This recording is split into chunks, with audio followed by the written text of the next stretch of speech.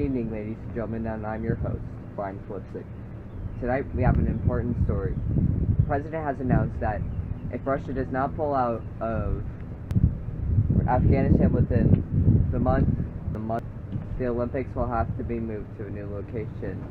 We'll cut to footage of the announcement. The United States Olympic Committee has decided not to send a team to the 1980 Summer Games in Moscow. The delegates to the U.S. Olympic Committee meeting approved the resolution by more than a 2-to-1 margin, 1604 to 797. The vote came after weeks of pressure from the Carter administration, including the final push, an appearance by Vice President Mondale this morning. As we meet today, the lesson of the Soviet invasion of Afghanistan still waits to be drawn.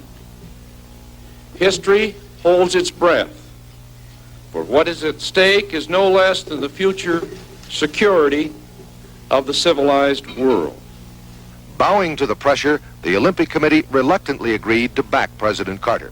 Tonight, the U.S. women's basketball team worked out at a local high school gym. The Olympic Committee plans to continue the training of athletes and will select a team in order to recognize the athletes who have been training as Olympians. The resolution passed today held out a thin chance of going to Moscow if President Carter changes his mind by May 20th. The President has authorized me to say that his advice will not change by May 20th or at any time thereafter. The Carter administration hopes that there will be a snowballing effect now that the U.S. Olympic Committee has decided not to go to Moscow, and that most of the nations of the free world will also decide not to send teams to the 1980 Summer Olympics. Tom Schell, ABC News, Colorado Springs. As you can see that the President is making sure this matter is being taken very seriously. Now over to Ashley for some additional information on the matter. Thanks, Ryan. Now, this may or may not come to be a surprise to many, but America is imposing strict boycott on the matter. This boycott is showing America's irritation as to the Soviets' actions. And to enforce this, the President also said that if any athletes travel to Moscow, their passports would be taken.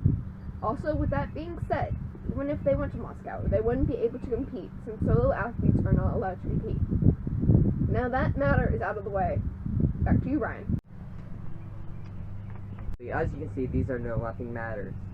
We can only hope something as simple as this does not interfere with our relations with the Soviets. And that completes our program for tonight. Take care, everyone, and have a nice night.